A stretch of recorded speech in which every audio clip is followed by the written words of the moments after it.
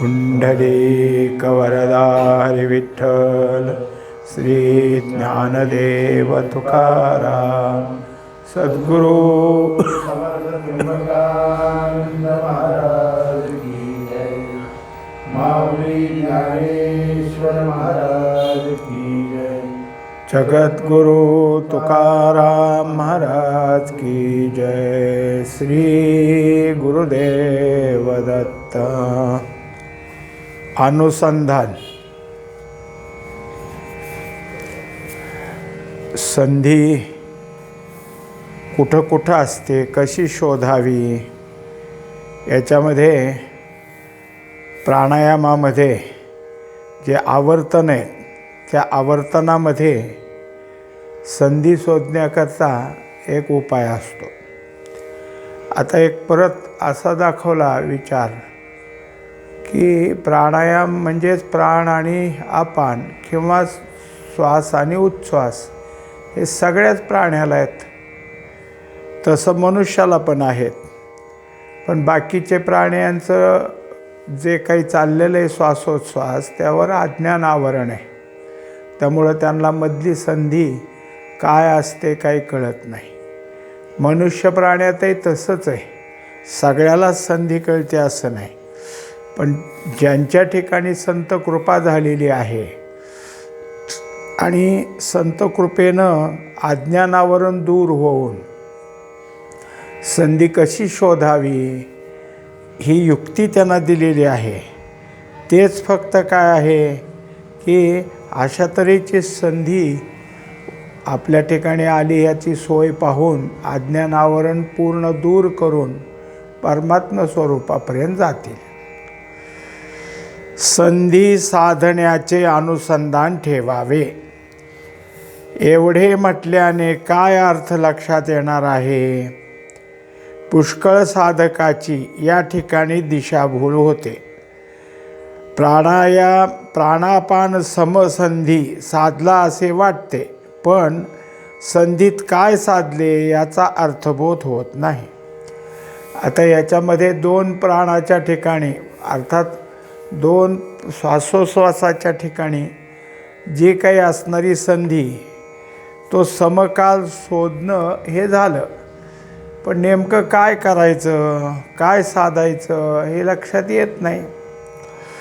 लय विक्षेपयोः संधी मनस्तत्र निरामिषम ससंधी साधितो येन समुक्तो नात्र संशयः. हा सदाचारमधला श्लोक आहे. त्याच्यामध्ये समजून देताना असं सांगितलेलं आहे की आपल्या ठिकाणी लय आणि विक्षेप हे दोन गोष्टी असतात. अर्थात अगोदर विक्षेप उभा राहतो आणि विक्षेपाचा लय होतो.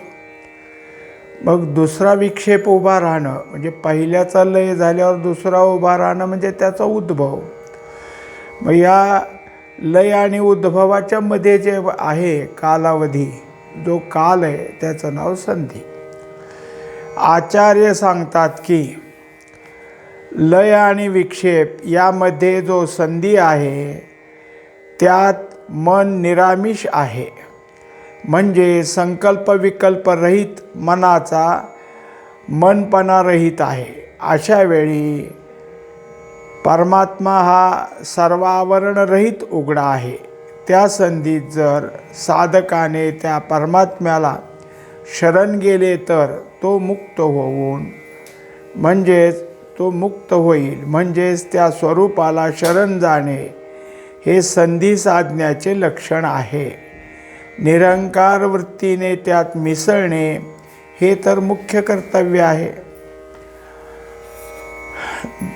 जसा लय आणि विक्षेप या दोघाच्या मध्ये म्हणजे आपण आता पाहिलं की विक्षेपाचा उद्भव झाला आहे, विक्षेप पुढं आला आहे, काहीतरी कल्पना तुमच्या पुढं आली आणि तिचे लय पावला म्हणजे दुसरी कल्पना उभा राहीपर्यंत कल्पनेला विक्षेप असं नाव दिलं. मधला जो काळ आहे त्याला निरामिष काळ म्हटलं आहे. म्हणजे कसं असतं, कल्पनेत काहीतरी तुम्ही गुंतलाय, कुठला तरी तुमचा स्मरणांश किंवा कुठंतरी काहीतरी उभा राहिले पूर्वस्मरणाचं किंवा आत्ताच्या काय असेल ते प्रासंगिक वर्तमानातलं, त्याच्यामुळं त्या ठिकाणी काय होतं, तर विक्षेप उभा राहतो, कल्पना उभा राहते. पण ह्याचा लय झाल्यानंतर दुसरी कल्पना उभा राहायच्या अगोदर अंतःकरण कुठल्याही आमिषाकडे गेलेलं नसतं, कोणत्याही मागणी नसतात. मग त्याला निरामिष म्हटलं आहे. हे अंतःकरण खरोखर काय आहे, परमात्मा स्वरूपाला शोधण्याकरता आहे.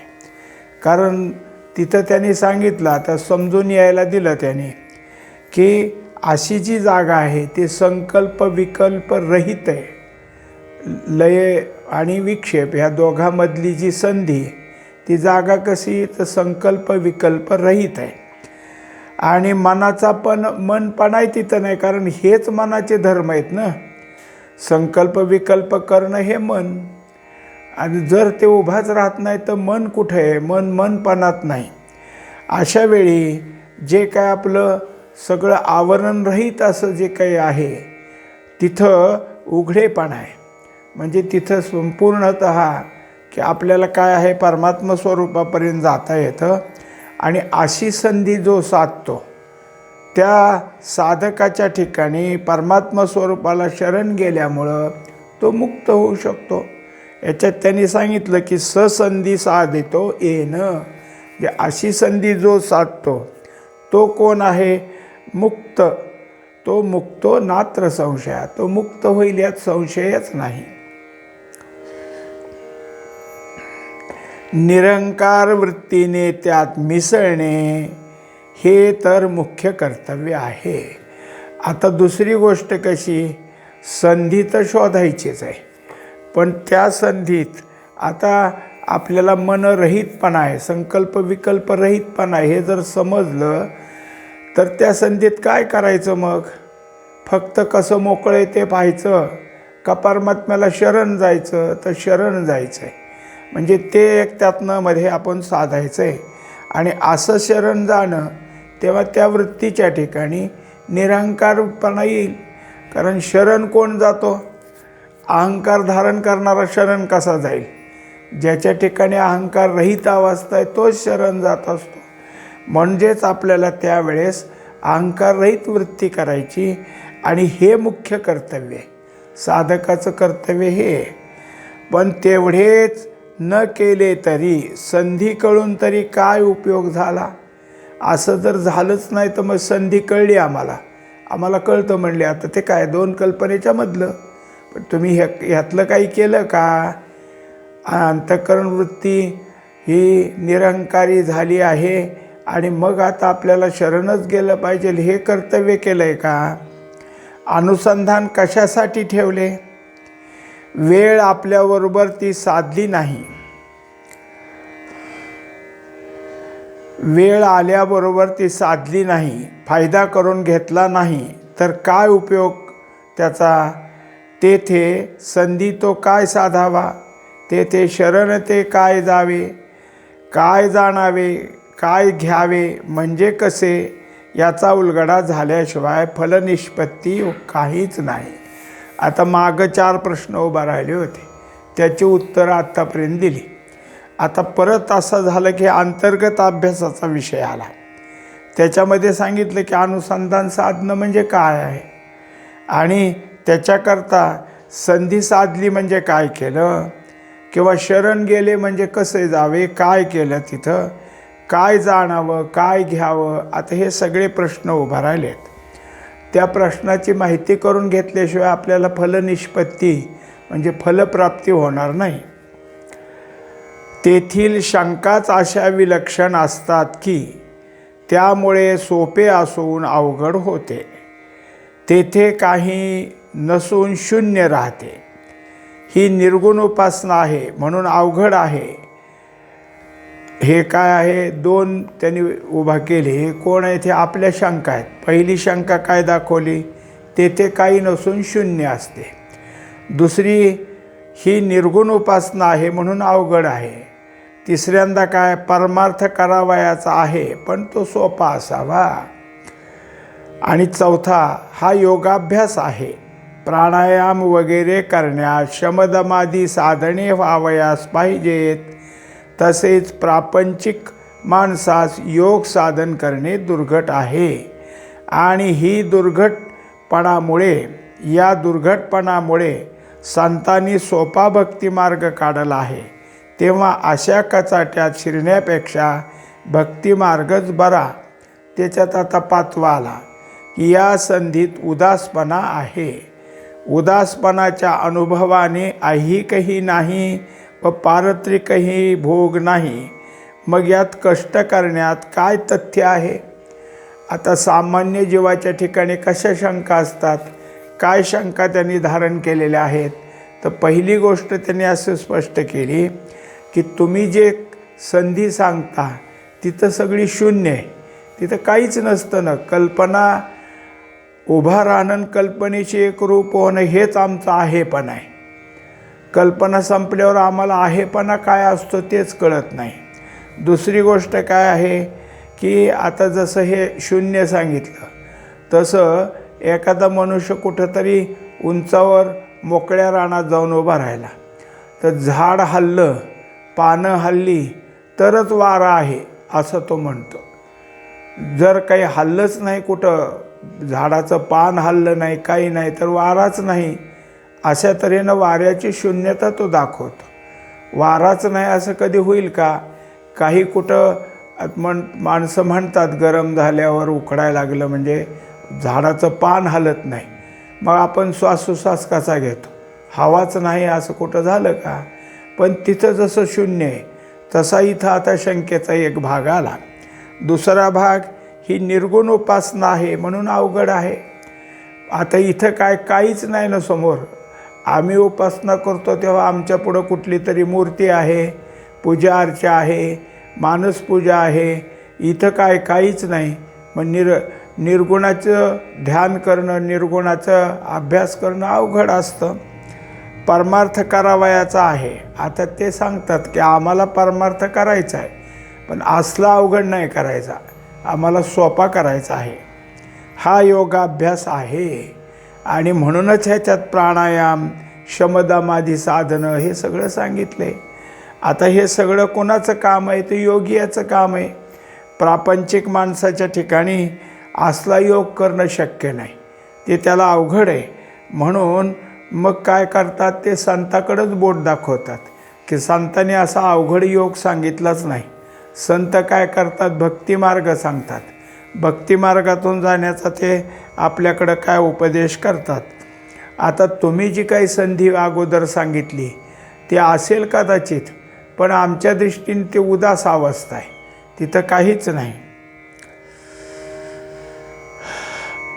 मग यात कष्ट काय करण्यात काय तथ्य आहे हे वरच्या सगळ्या काढलेल्या शंकेच्या मुद्द्यातून ते म्हणतात. अशा प्रकारे शंका कुशंकाचे जाळे तयार होऊन त्याचा परिणाम म्हणजे अनुसंधान सोडून देणे हेच बरे, अशी साधकाची स्थिती होते. आता तो साधक काय करतो की असलं काही नको म्हणून यात पडायचंच नाही, ह्या उदासपणाचा प्रकार नको म्हणून अनुसंधानच नको, अनुसंधान ठेवायचं हे ते असं काहीच नको. ही गोष्ट बद्ध किंवा मुमुक्षू यांच्यापुढे मांडलेली नाही. त्यांचे विचार, त्यांच्या शंका, त्यांचे अनुसंधान वेगळ्या ठिकाणचे आहे. साधक म्हणून घ्यावयाचे व साधनापासून परावृत्त व्हावयाचे असा या शंका कुशंकाचा परिणाम आहे. आता थोडे भाग पाडले की कोणाला ह्या सगळ्या शंका उभा राहतात, तर जे बद्ध असतात किंवा ज्याच्या पुढं नुसतीच मुमुक्षुता आहे, तीव्र मुमुक्षुता नाही, त्यांच्या पुढे. कारण त्यांना काय आहे की हे काही करायचंच नाही, करायच्या किंवा करून पाहण्याच्या अगोदरच्या शंका घ्यायच्या आणि नसतं आम्हाला हे जमणारच नाही असं म्हणून काय करायचं, त्यातनं बाजूला निघायचं. मग आता याच्याकरता ज्यानं साधक म्हणून घ्यायचे, म्हणजेच आपण पाहिलं पामर बद्ध हे जे काही 2 प्रकार आहेत मनुष्यातले ते निघाले. आता तिसरा प्रकार आहे विषयी, त्यालाही आपण बाजूला काढलं. राहिले कोण, जिज्ञासू आणि मुमुक्षू, हेच पुढं राहिले. मुमुक्षू किंवा साधक. आता त्यांच्याकरता चाललेला विचार आहे हा कोणाकरताही नाही, कोणाचाही हा विषय नाही. कारण आत्तापर्यंत जे काही नरतनू पाहत आलो आपण, ते नरतनू पहा, त्याच्या पुढचं आयुष्य पहा, प्रारब्ध पहा, हे जे काही सगळी चिंतन आहेत हे साधकासाठीत. ज्यांचा हा विषयच नाही मग त्यांच्यासाठी कशाला? ज्यांनी त्याने आपले आपले एक विषय ठरवलेले असतात. बद्ध पामर हे काही नाही, कोण काय करते बघायचं आणि त्याच्यासारखं करत राहायचं. ते का करतो हेच माहीत नाही, कशासाठी करावं लागतं हे माहीत नाही. मग झालं. एक दृष्टांत आपला सांगतात की काही लोक काय केले की गेले एका मोठ्या अधिकाऱ्याकडे. मग आता तो काय, त्यांनी पाहिलं यांचा आदरातिथ्य करायचं आहे म्हणून त्यांनी चहा बिस्किट सांगितले. आता हे पाहिलं, म्हणले हे बिस्किट कसं खातात ते आधी बघू, मग आपण खायचं. मग आता तो असा होता की त्यांना कळलं की हे आपली वाट पाहतात. त्यांनी सगळा चहा बशीत ओतून दिला आणि सगळी बिस्किटं टाकली त्यात. आता ह्यांनाही तेच करावं लागलं आणि त्यांनी ते सगळं टाकली, बिस्किट सगळी त्याच्यामध्ये विरघळली की ती बशी उचलली आणि जवळच्या कुत्र्यापुढं ठेवली. आता यांच्याजवळ कुठं कुत्रे आहेत? म्हणजे अनुकरण करणं हा एक जो काही स्वभाव आहे तो बद्ध आणि पामराचा अधिक असतो. त्याच्यानंतर विषयी अनुकरण करतो, पण त्याला पाहिजे त्या विषयाचं कोण कसं करते त्याच्याकडं. पण जे जिज्ञासू असतात ते विचारी असतात, मुमुक्षू असतात तेही विचारी असतात. ते मुमुक्षू उगीच नाहीत, त्यांना मोक्षाची इच्छाच आहे आणि त्याचा प्रयत्नशील जो कोणी जिज्ञासू म्हणा मुमुक्षू म्हणा, त्यातला जो प्रयत्नशील आहे त्याचं नाव साधक. मग हा त्याचा विचार आहे. त्यामुळं साधकानं आपल्या साधनेतनं परावृत्त व्हायचं नाही. असं जमणार नाही असं त्याला कधीच म्हणायचं नाही. असल्या शंका कुशंकाचा परिणाम त्याने आपल्या ठिकाणी उभा राहू द्यायचा नाही. साधकाला परमात्मसेवा किंवा परमात्मरूपात अनन्य भावाने शरण जाऊन त्यास विरणे किंवा तन्मय होणे हेच मुख्य साधन आहे. आता सगळ्यात महत्त्वाचं आहे, साधकाच्या ठिकाणी जोपर्यंत परमात्म स्वरूप होता येत नाही, म्हणजे झाला नाही, त्याला कमी काय अजून साधन येतलं, तोपर्यंत त्यांनी करायची असते ती परमात्म्याची सेवा. मग परमात्मा म्हणजे कोण, ईश्वर म्हणजे कोण, तर जे काही सगळे समोर दिसतात ते ईश्वर. आता ह्याच्यामध्ये त्यांनी सांगितलं तुकोबारायाने अभंगात की कोण्याही जीवाचा न घडो मत्सर, वर्म सर्वेश्वर पूजनाचे. सर्व ठिकाणी ईश्वर आहे, हेच ते तुमचं पूजन आहे. अशी त्याची एकदा धारणा झाली म्हणजे ती एक सेवा आहे. कुठपर्यंत करावं लागेल त्यांनी? परमात्मा स्वरूपात शिरेपर्यंत. तोपर्यंत त्यांनी करायची सेवा. आणि त्याच्यानंतर एकदा परमात्मा स्वरूपाची तुमची भेट झाली की अनन्य व्हायचे. आता काही नाही, तो अनन्यपणा नाही, म्हणजे त्याच्या ठिकाणी त्याच्यात विरून जाणं हेच राहिलं. याशिवाय अन्य कोणी परमात्मरूप मानून त्याची उपासना करणे किंवा त्याला सोपी भक्ती म्हणणे हे अविवेकीपणाचे लक्षण आहे. आता परमात्म स्वरूपाशिवाय आणखीन कोणता तरी एखादा काय आहे की आपण ठरवलेला साध्याचा भाग, त्यालाच आपण उपासना समजायची, त्याच्याशी एकरूप होऊन जाणं हे काय आहे. ह्याला जर तुम्ही भक्ती म्हणत असाल, उपासना म्हणत असाल, तर ते अविवेकीपणाचं लक्षण झालं. तो विवेक नाही. कारण काय आहे की आता प्रकरण ग्रंथामध्ये सांगतात की तुम्ही कोणत्याही देवदेवतेची जरी उपासना केली तर तुम्हाला त्या देवतेचा लोक मिळेल. म्हणजे जे जे लोक आहेत तिथं तिथं जाणं होईल आणि त्या प्रत्येक देवतेचा लोक सगळ्या प्रलयकालात संपणारच आहे. म्हणजे तुम्ही त्या लोकातले झालं. जो काही तपोलोक वगैरे आहे की जिथं ऋषी महर्षी पूर्णतः ह्याच्यामध्ये जाऊन राहिले, तेवढाच बाजूला राहतो, नाही तर सगळे संपतं. अर्थात ते पण लोक त्या काळात संपेल. म्हणजे काय उपयोग झाला लोकांतरात जाऊन? जेणेकरून परमात्म साक्षात्कार होईल हेच मुमुक्षूला पाहण्याची गरज आहे. मग त्याच्याकरता परमात्मा साक्षात्कार कसा होईल हेच त्या मुमुक्षुनी पाहणं म्हणजेच साधना करणं.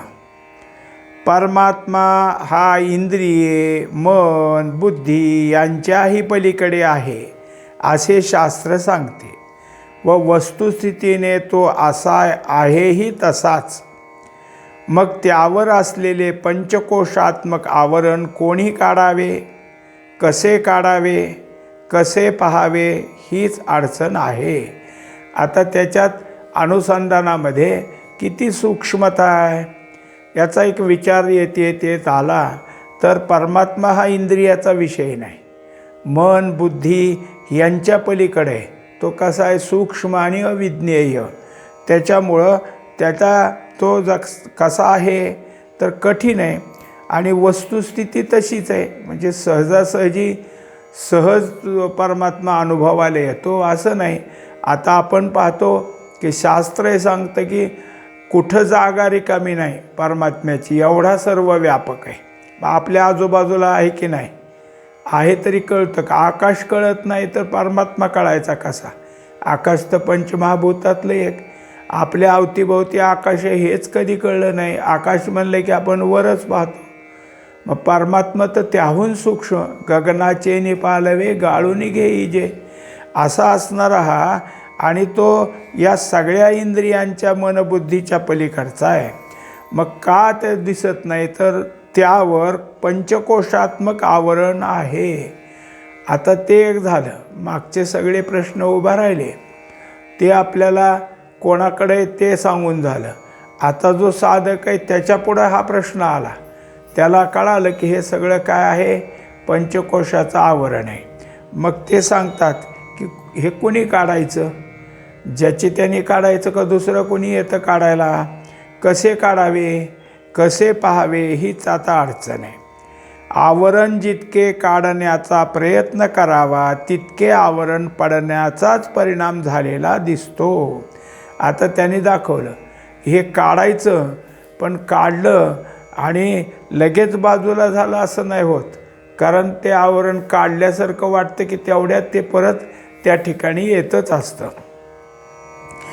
पाण्यावरील शेवाळ एका हाताने एका बाजूला सारीत जावे, ते सारण्याच्याच बाजूने पाण्याला झाकीत येत असते.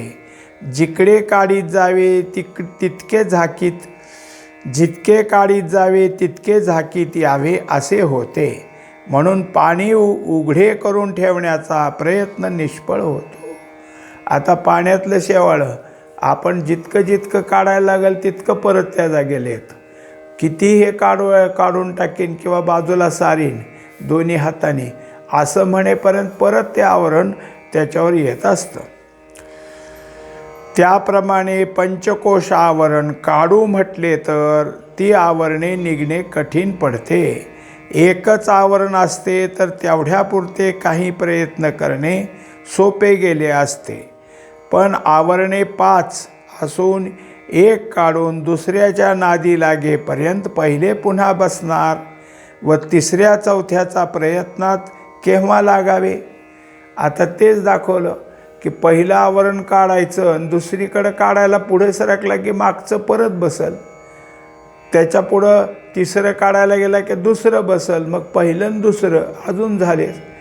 कारण का हे काढले म्हणजे बाजूलाच टाकले असं नाही, तर त्या काढल्यासारखं वाटतं तोपर्यंत दुसरं असं सतत चालू राहतं. व परमात्मा साक्षात्कार केव्हा व्हावा. आता असं वाटायला लागलं की आवरणं काढायचेत आणि काढायला लागले तर लगेच बसते. हेच काढण्यात जर आमचा वेळ गेला तर परमात्म्याचा साक्षात्कार व्हायचा आहे कधी? मग आमचं सगळं आयुष्य कशात गेलं? हे आवरणं बाजूला करण्यात.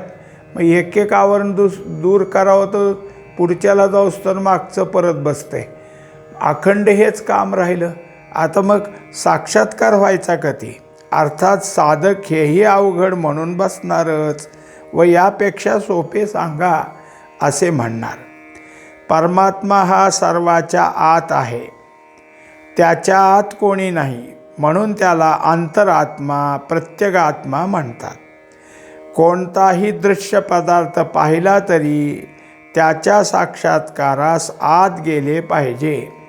आपल्याहून दूर पदार्थास कसे शिरावे व पाहावे. मी हृदयस्थ आहे, तेथे साक्षात्कार होईल असे वेदांत ग्रंथ शास्त्र सांगतात. त्यात कोणत्याही तऱ्हेने प्रवेश करावयाचा म्हटले आटास अडचण अवघडपणा आलाच. आता हे जसं दाखवलं तर परमात्मा कुठे आहे तर सगळ्याच्या आत, म्हणून त्याला काय नावं आली, अंतरात्मा, प्रत्येगात्मा. आणि मग हे सगळे जे काय आहे हे सगळे साक्षात्काराला आत गेल्याशिवाय तर होत नाही. मग कुठल्याही पदार्थात परमात्म्याचं जर वास्तव्य आहेच तर आत शिरावं लागेल. ते तर सांगतात की सर्वस्य चाहम हृदि सन्निविष्टो, मी सगळ्यांच्या अंतःकरणात आहे. आता सगळ्याच्या अंतःकरणात आहे असा वेदांत ग्रंथ सांगतो खरं, पण कसा प्रवेश करायचा, दुसऱ्याच्या ठिकाणी कसा करायचा किंवा आपल्या ठिकाणी तरी कसा करायचा, हे सगळे अट्टासच आहेत, अडचणी आहेत आणि अवघडपणा आहे, हे साधकाच्या लक्षात येतच असतं. पुंडलिक वरदा हरी विठ्ठल, श्री ज्ञानदेव तुकाराम, सद्गुरु समर्थ त्र्यंबकानंद महाराज की जय. माऊली ज्ञानेश्वर महाराज की जय. जगद्गुरु तुकाराम महाराज की जय. श्री गुरुदेव दत्त.